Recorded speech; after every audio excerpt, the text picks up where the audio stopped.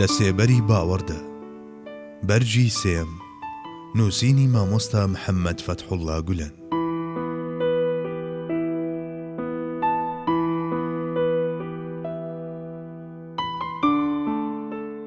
چەند بەڵگەیەک لەسەر ئەوەی کە قورئان گوفتاری خوایە و گەورەترین شایەتە لەسەر پێغەمبەرایەتی پێغەمبەرمان.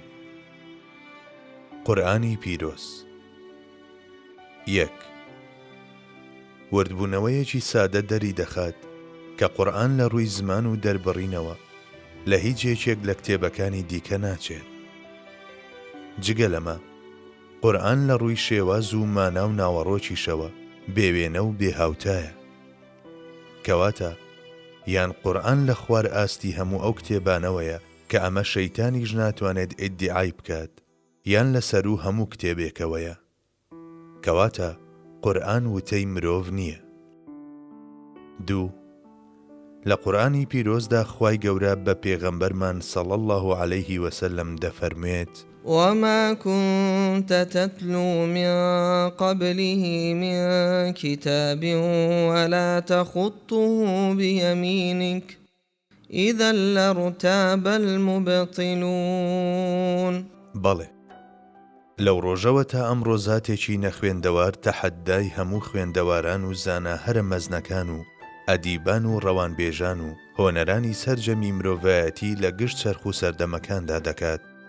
لەم سەردەمەدا کە زانستەکان لە ڕوویەکەوە گەیشتون بەلووتکە، ئەو زاتە ڕوو لە فیزیاناس و کیمیاگەر و گەردوونناس و پزیشک و ئەدیبان و سەرجەم ئەهلی زانست و وێژە دەکات و دەفەرموێت: وإن كنتم في ريب مما نزلنا على عبدنا فأتوا بسورة من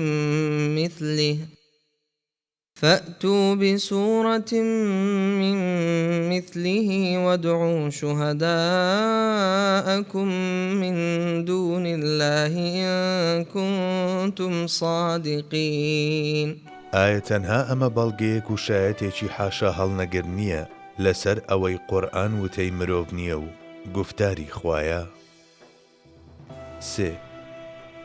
دیسان قورئانی پیرۆز دەفەرموێت: أم يقولون افتراه قل فأتوا بسورة مثله وادعوا من استطعتم من دون الله إن كنتم صادقين. لە قسەی چ ئادەمی زادێکدا هەڵە و ناتەواوی و کەم و کورتی و لادان و دژیەکی بوونی نییە.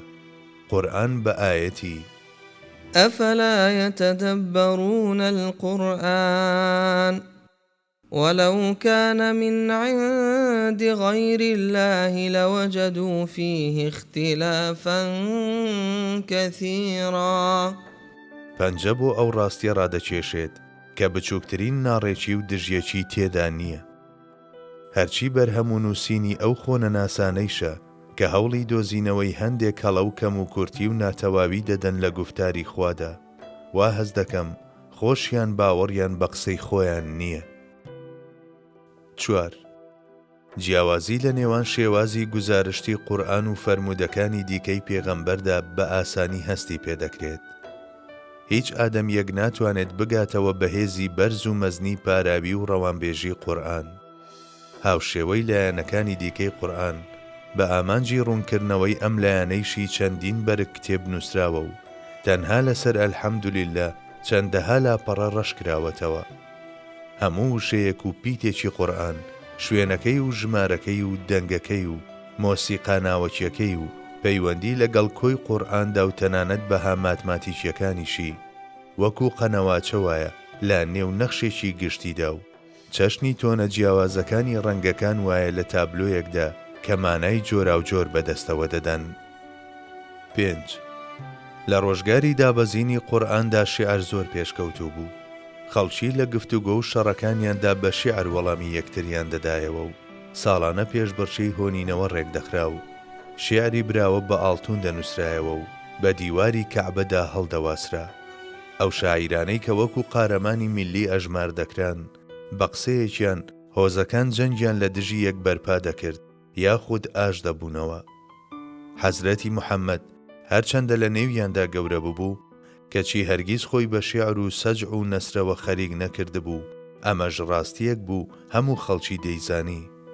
جگە لەمە گفتارە ڕاز ئامێز و خاوەن ئیعجازەکەی قورئان لە قسەی ئەو هیچ کەسێکی دیکە ناچێت و نەدەچوە بوارەکانی شیعر و سەجع و نەسرەوە، بەڵام بە ئەسڵیەتە ناوازە و تایبەتەکەی هەموانی کەمەندچێژ دەکرد. لەبەر ئەوە قسە ڕۆیشتوەکانی نێو مشریکان بە ئامانجی دوورخستنەوەی خەڵکی لە قورئان و پاراستنی خۆیان دەیانوت ئەگەر بڵێن شیعرە، شیعر نییە، بڵێن سەجعە، سەجعیش نییە، ئەگەر بڵێن قسەی کاهینە، ئەویش نییە، خۆنیشانەی شێتیشی پێوە دیار نییە، لە هەمووی باشتر ئەوەیە بڵێن سیحرە، کونی گوێتان بگرن، ئەجینا سیحرتان لێ دەکات. بەڵام ئەوەندە هەبوو خۆشیان شەوان بە دزی یەکترەوە دەڕۆیشتن و بە نەهێنی گوێیان بۆ قورئان هەڵدەخست. شاعیرە حەقپەرستەکانی وەک خەنسا و لەبیت دوای موسڵمان بوون وازیان لە شیعر هێنا، کاتێکیش داوایان لێ دەکرا شیعر بڵێن، دەیانوت دوای خوێندنەوەی قورئان شەرم دەکەین شیعر بنووسین. 6. هەرچەندە لەو سەردەمەدا شیعر زۆر پێشکەوتوو بوو، گەیشت بوو بە ئاستێکی دیاریکراو، بەڵام زمانی عەرەبی بێبەش بوو لە زاراوە و دەستەواژەکانی شارستانیەتی و مانا میتافیزیکیەکان و چەمکە زانستی و ئاینی و فەلسەفیەکان. ئەم زمانەی کە تەنها بۆ دەربڕینی هەست و بیر و سۆز و ژیانی تەشتی دەشتەچیەکان دەستی دەدا، لە پڕێکدا و لەگەڵ دابەزینی قورئاندا نرخ و دەوڵەمەندیەکی وەهای بەدەستێنا و گەیشت بە ئاستێکی وە کە بەهۆیەوە بتوانرێت گوزارشت لە سەر جەمباس و بابەتە زانستی و ئابووری و یاسایی و کۆمەڵایەتی و سیاسی و ئیداری و مێتافیزیکیەکان بکات. لە مێژووی زمانەکاندا نمونەیەکی دیکەی لەم جۆرە بوونی نییە. شۆڕشێکی زمانەوانی لەم جۆرە و پێشکەوتنێک کە گشت کات و شوێنەکان لەخۆ بگرێت، نەک بە زاتێکی نەخوێندەوار، بەڵکو بە سەدان زانای زمانیش ناکرێت. چونکە ئەوەی بەسەر زمانی عەرەبی داهات پێشکەوتنێکی پلەبەند نەبوو، بەڵکو شۆڕش ئاسا پێشکەوتوو بۆ ئاستێکی کامەڵ و مەزن بەرز بووەوە و لە پڕێکدا لە بوارێکی لۆجیکی سەرەتاییەوە گۆڕا بە ئامرازی گوزارشت و دەربڕینی شارستانیەتی و کللتورێکی نوێ. ڕوون و ئاشکرایشە کە پێشکەوتنێکی لەم شێوەیە هەرگیز ناکرێت بەرهەمی مرۆڤێک بێت. 7. ئایا تا ئێستا کتێبێک نووسراوە کە هەموو کەسێک هەر لە خوێندەوار و نەخوێندەوار و خوێندەواری سەرەتایی و دەرچووی زانکۆکان و عەوام و ڕۆشنبیران و فیزیاناس و کیمیاگەرانەوە هەتا دەگاتە شوانەکان هەر یەکەیان بە گوێرەی توانا و ئاستی خۆیان لی تێبگەن؟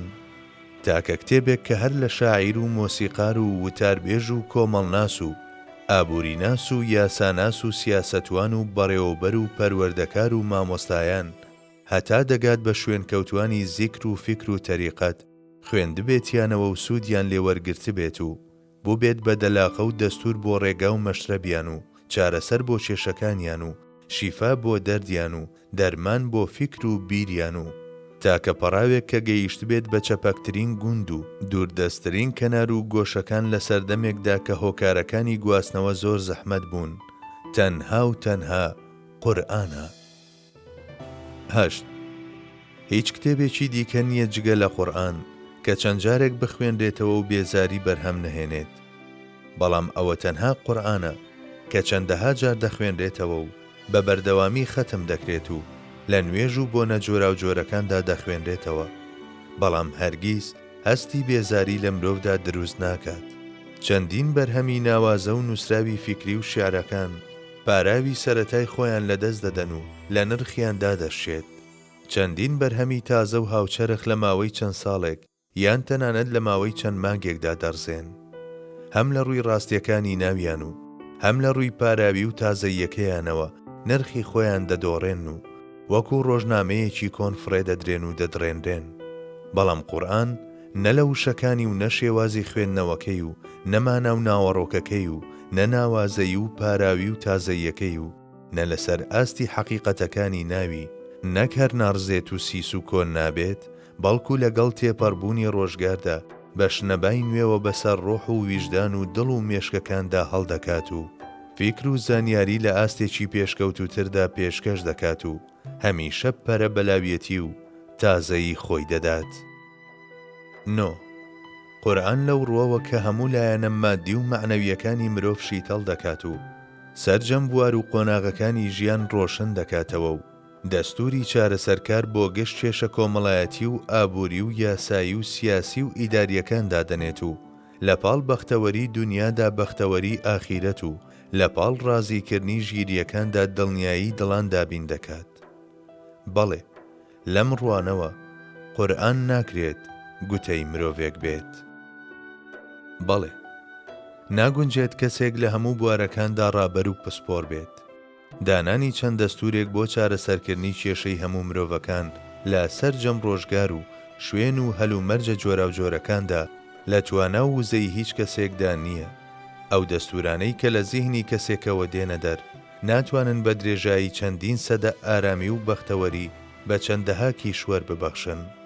ئەو سیستەمە مرۆییانەی کە پشتیان بە کتێبی خوا و وەحی نەبەستووە ناتوانن تەنانەت 50 ساڵیش بەبێ گۆڕانکاری و چاوپێداخشاندنەوە بەڕێ بکەن. یاسا و سیستەم و فیکر و بیر و ئایدۆلۆژیا مرۆییەکان کۆن دەبن و کەم و کورتیان دەردەکەوێت و زیانی لاوەکیان لێوە دەبیندرێت و تازە دەکرێنەوە و تەنانەت جاری وای شەت دەگۆڕێن کەچی لە هیچ یەکێک لە بابەت و یاسا و دەستور و باسەکانی قورئاندا هیچ یەکێک لەم نەنجی و کەم و کورتیانە نادۆزرێنەوە. بۆ ئەوەی ئەو سامانە تەنها لە ناو دەوڵەمەندەکاندا نەبێت، مرۆڤ جگە لە بەری ڕەنج و ماندووبوونی خۆی هیچ جۆرە بەرووبوومێکی تری نییە و بەخشینی ئەمانەت و بەرپرسیارەتیەکان بە کەسانی ئەهلی خۆی و فەرمانکردن بە دادپەروەری و یەکسانبوونی کوشتنی یەک کەس بە تاوانی کوشتنی هەموو مرۆڤایەتی، هەروەها قەدەغەکردنی هەموو جۆرەکانی سوو، قومار و شەراب و داوێن پیسی کە ژەهری کوشندەی نێوژیانی تاک و خێزان و کۆمەلگان و قەدەغەبوونی درۆ و بوختان و خۆشگوزەرانی و ئیسراف، هەروەها بەرزبوونەوەی مرۆڤ بۆ مرۆڤایەتی ڕاستەقینە و عیبادەتەکانی وەک نوێژ و ڕۆژ و حەج و زەکات و هاوشێوەکانیان کە دانراون بۆ ئەوەی مرۆڤ لە ژیانی کەسی و خێزانی و کۆمەڵایەتیدا ژیانێکی بەهەشت ئاسا بژی، هەروەها باشترین و جوانترین یاسا ئەخلاقیەکان و ئەو پێوەر و دەستور و یاسایانەی کە عەقڵ و ڕۆح ئاراستەی بەهەشت و ژیانی هەمیشەیی دەکەن و ترسان لە خوا دەکەن بە چاودێری بەسەر هەموو دڵێکەوە و لە هەمان کاتدا خۆشەویستی خوا دەکەن بە هۆکاری پاڵنەر و بزوێنەر. بەڵێ ئایا هەموو ئەمانە بەڵگەی ڕوون و ئاشکرانین لەسەر ئەوەی کە قورئان گوفتاری بەدیهێنەری دانا ئەلحەکیم و میهرەبان ئەلڕەحیمە؟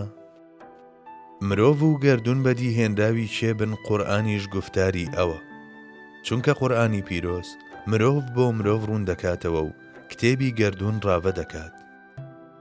بەڵێ قورئان لەلایەک ئادەمیزاد بەگشت لاوازی و فەزیلەتەکانیەوە و لەلایەکی دیکەوە کتێبی گەردون بەسەر جەم نهێنیەکانەوە دەخوێنێتەوە، هەر بۆیە ئەو زاتەی کە نەتوانێت دەسەڵاتی بەسەر هەموو گەردوندا هەبێت ناشتوانێت گوتەیەکی لەو جۆرە بڵێت. مرۆڤ لە بەرهەموو کارەکانیدا ناتوانێت هەموو لایەنەکانی خۆی باز بکات و بەڕوونی گوزارش لە هەست و بیر و کەسایەتی و ڕەوشت و ئامانج و مەبەستەکانی بکات. ئەگەر لە چرکەساتێکیشدا ئەمەی بۆ بڕەخسێت، ئەوە هەرگیز بە ئاسانی ناتوانێت لەسەر ئاستی فیکر و ئەخلاق و هەڵسوکەوت بە نەگۆڕی بمێنێتەوە. بەڵام وەرن با تەماشایەکی قورئان لەلایەک و ژیان و ئەخلاق و کەسایەتی و پەیامەکەی حەزرەتی موحەممەد صلی الله عليه وسلم بکەین. دەبینین ئەم دوانە بە تەواوەتی لە یەکتر دەچن و ڕاستیەکانی قورئان لە کەسایەتی ناوازە و ژیانی نمونەیی ئەودا بەرجەستە بوون و ڕەوشتەکەیشی ڕاستەوخۆ لە قورئان پێکاتووە. جگە لەمە دەبینین بە درێژایی 23 ساڵ بچووکترین گۆڕان لە وتە و کردار و هەڵسوکەوت و کەسایەتی و ئامانجەکانی داڕوونادات و سەرجەم گوفتارەکانی قورئان لە ژیانیدا ڕەنجیان داوەتەوە و جێبەجێ کراون و یەکەم ڕۆژ چی وت بێت، دوایین ڕۆژیش هەمان شتی وتووە. بە فەرزی مەحاڵ ئەگەر ئەو قورئانی لە خۆیەوە هەڵبەست بێت، ئەگەر هاوڕێ لەگەڵ وتنی بە فەرزی مەحاڵیشدا شتە ڕێگە پێنەدراوەکانی نمونەیان لەسەر بهێنرێتەوە، دیسان بەرامبەر بەو قامەتە باڵایە شتێکی جوان نییە. خوا بمان بورێت کە ژیانی لێوان لێو بووە لە جوڵە و خەبات، نەیدەتوانی یەکەم وتەی لە دوایین ڕۆژیشدا دووپات بکاتەوە و سەرجەم گفتار و کردارەکانی بە گوێرەی ئەو شتە ڕێک بخات کە نووسیویەتی و هێز و توانایەکی وای هەبێت کە وەک خۆی و بەبێ گۆڕان بمێنێتەوە، کەواتە ئەو پێغەمبەرێکە و لە ژێر ڕۆشنایی پاڵپشتی و پەروەردەیی خواییدا هەڵس و کەوت دەکات، بەڵکو سوڵتانی پێغەمبەرانیشە. قورئانیش کتێبێکی ئیلاهیە و لەلایەن خوای گەورە وەحی بۆ کراوە. 11.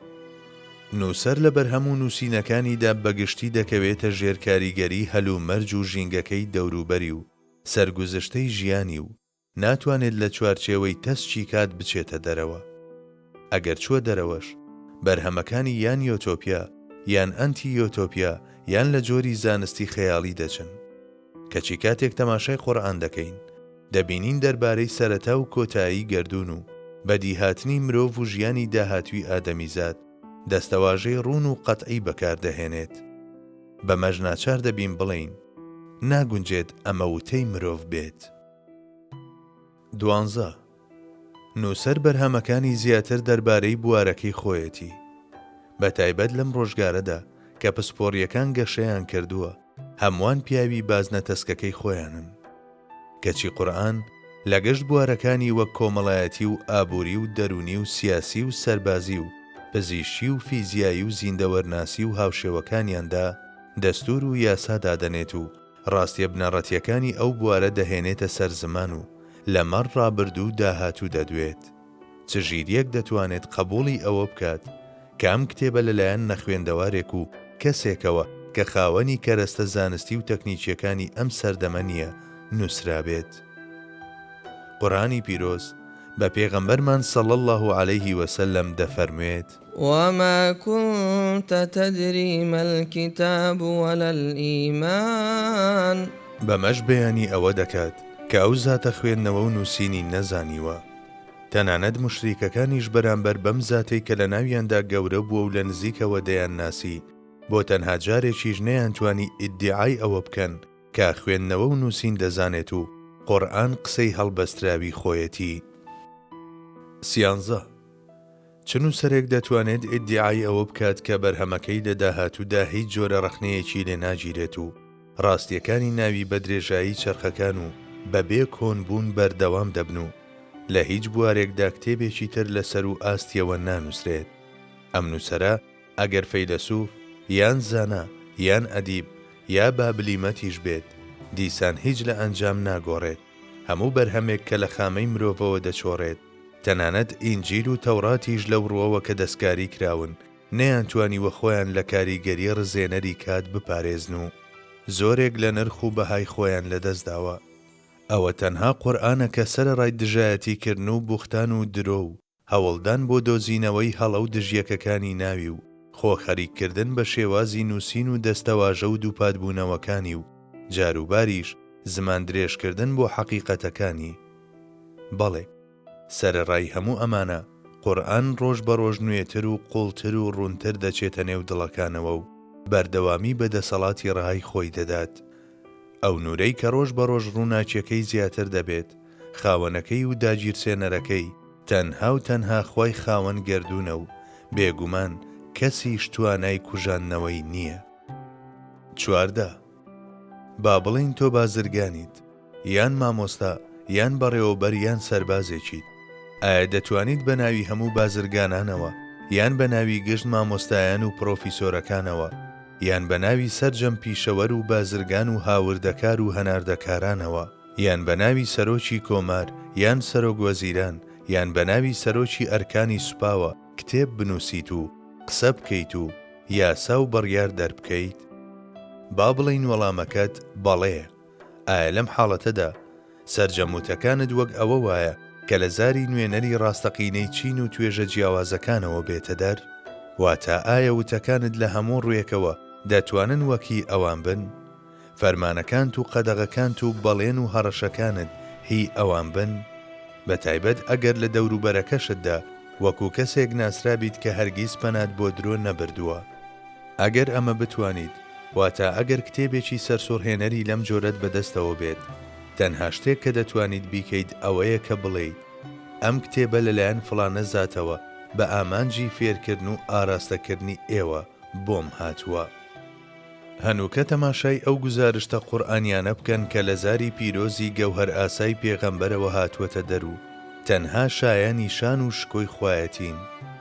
ئایا هەرگیز دەگونجێت کەسێک با پێغەمبەریش بێت بتوانێت گوتارێکی لەم جۆرە دەرببڕێت و بە ناوی ئەم مەقامە پیرۆزەوە حاشا قسە هەڵببەستێت؟